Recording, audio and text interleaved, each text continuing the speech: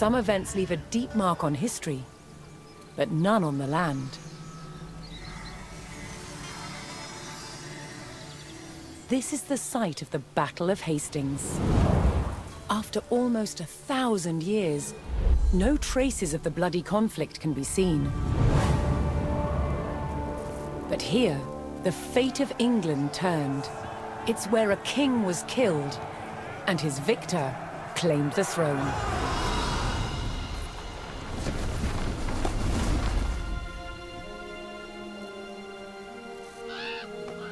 October 14th, 1066. We know what happened here on this day, thanks to this. The Bayeux Tapestry. A carefully preserved, illustrated record of events. It shows the main players. Harold, the newly crowned Anglo-Saxon King of England, and his challenger, William, Duke of Normandy. William claimed the previous king had promised him the crown. So, he assembled an army and prepared to sail to England to fight King Harold for the throne. But a storm thwarted his plans. Meanwhile, Harold discovered that a Viking invasion had landed in the north. Another threat to his crown. So he raced to fight them. In France, William waited for the right conditions to sail across the Channel to England.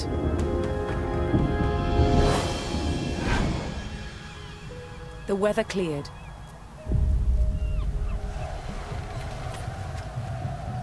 He seized his chance.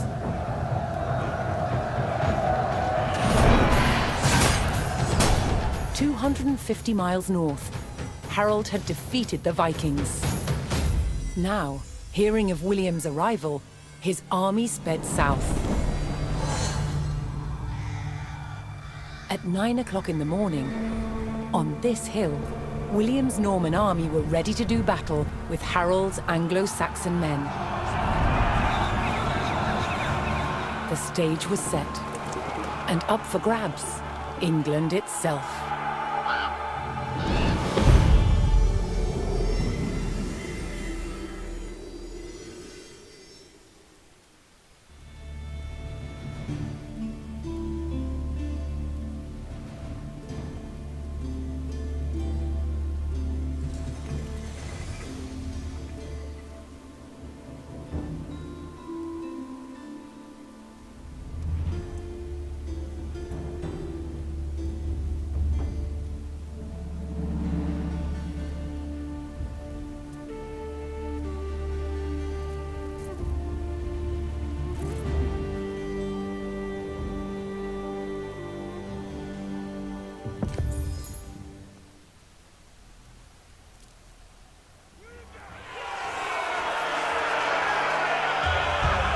On October 14th, 1066, William of Normandy stood ready for battle at the base of a hill.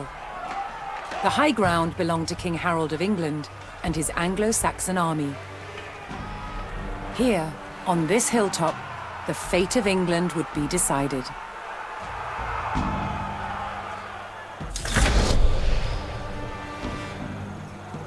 Je veuille vous obéir.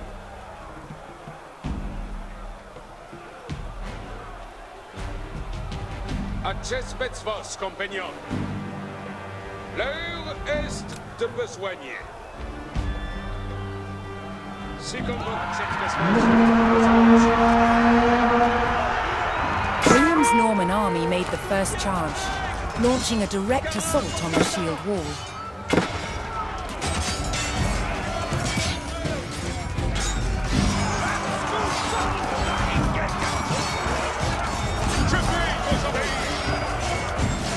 Though William's army fought fiercely against the shield wall, it would not yield. As one man fell, another took his place. Overlapping shields in tight formation made for a near impenetrable barrier. Realizing his army could not break the shield wall, William called for a retreat.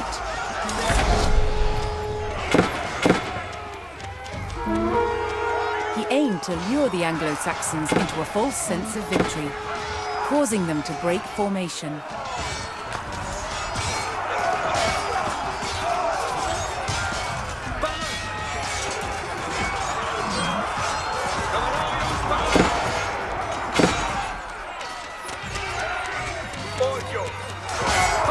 William's feigned retreat was working.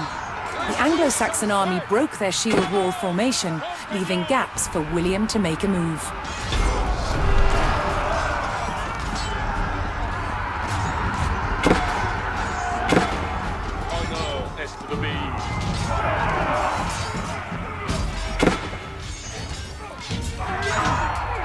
With Harold's men no longer in shield wall formation, William could pick them off as they charged.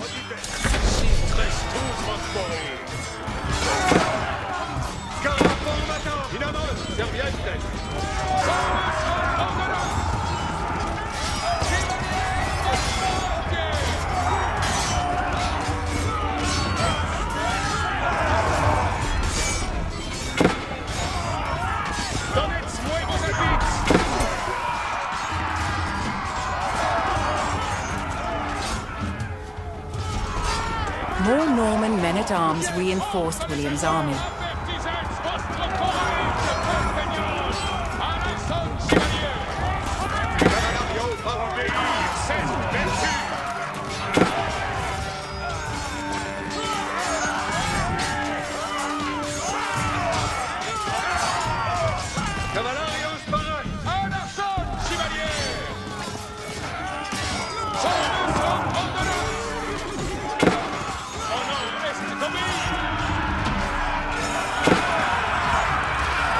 The Anglo-Saxons had deployed rows of spearmen to push back the invaders. But William had an answer. His sharp-eyed archers.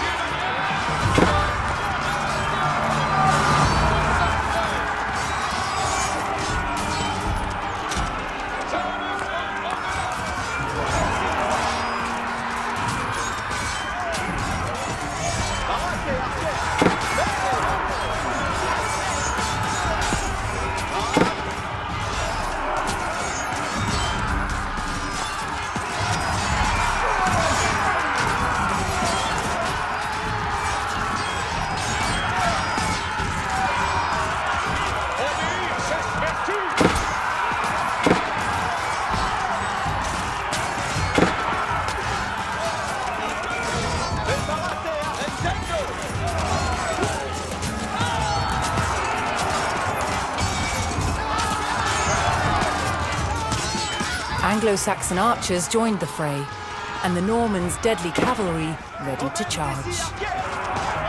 But first, William's forces had to eliminate the enemy spearmen, whose sturdy polearms could easily bring down a horse.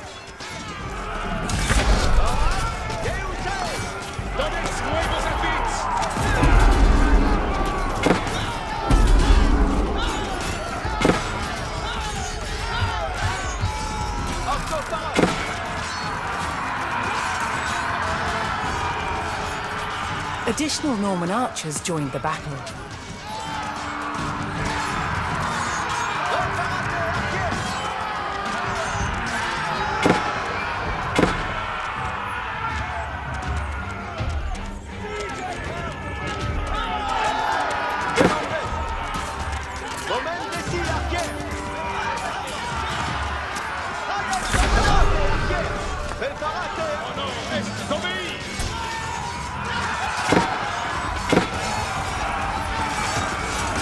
With the threat of spearmen cleared from the field, William's cavalry was free to charge at the Anglo-Saxon archers.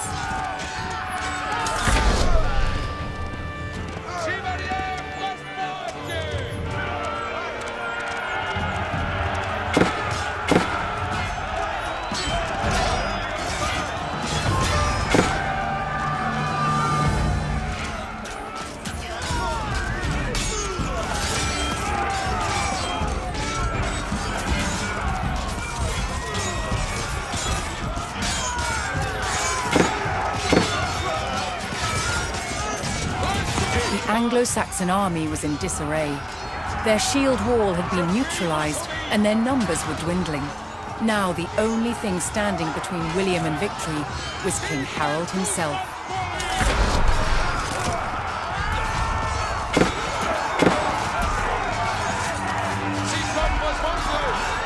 The last of Harold's men encircled their king, prepared to lay down their lives to save his.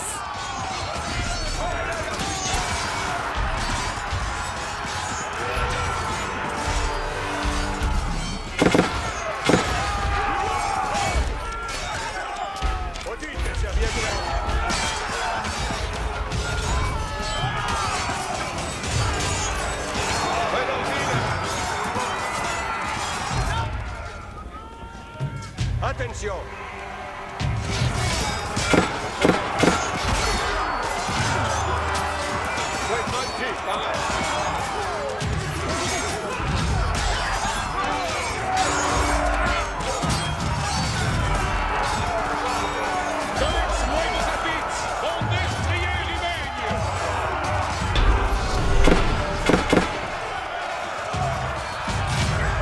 The Anglo-Saxon King Harold had fallen. In the confusion, some loyal soldiers fought to the death, while others scattered in panic.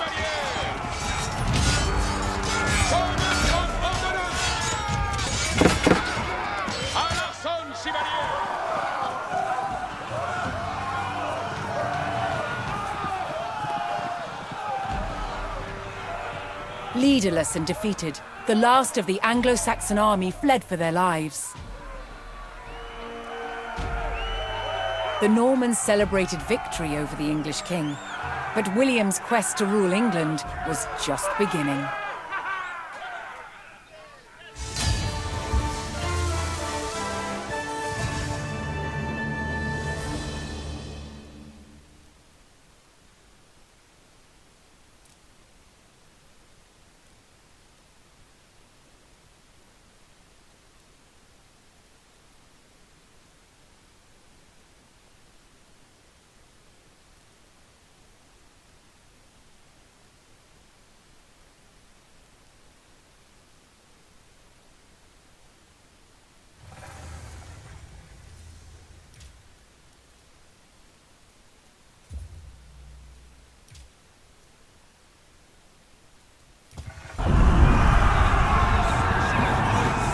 Battle of Hastings, the death of one man changed the course of history.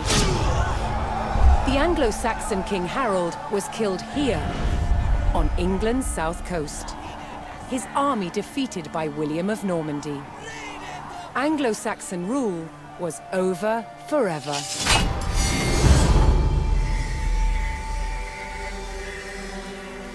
At Westminster Abbey on Christmas Day 1066, William was crowned the first Norman King of England. Now he had to secure power across the country. He began by stamping his mark on the landscape, building cathedrals and castles at strategic locations. Nothing like them had been seen in England before. They reminded the Anglo-Saxon population exactly who was in charge. But not all were content with living under Norman rule. Anglo-Saxon revolts broke out across the country. King William acted quickly to crush these rebellions. But there was one region where dissent was spiraling out of control: the north of England. In 1069, a group of lords from Northumbria formed an alliance with Viking invaders. Together they approached Norman-held York, a large city with an important cathedral, still protected by ancient Roman walls. But the walls couldn't save York. The city and the castle fell to the rebels. William's new kingdom was under threat. He had to get the city back under Norman control. Leave me Honda alone! William had no choice but to order his men north. But as the Norman forces set off on their long march towards York, how much resistance from the rebels would they encounter?